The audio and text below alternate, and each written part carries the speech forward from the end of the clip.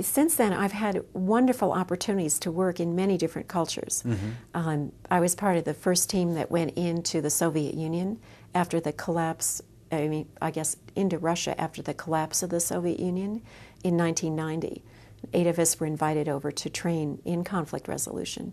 And I learned so much about their own system because I kept asking, well, how would you do this? How would you do this?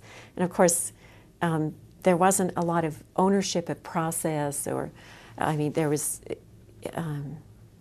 they were very explicit about how they avoided conflict, or in the hierarchical system, decisions were made by your superior, period.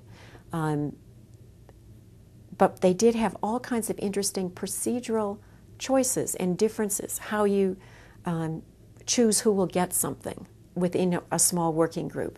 And I realized that once you get below that hierarchy, they had lots of systems for making smaller decisions. I've had a chance to work in China, and that was so interesting because, again, that's hierarchical.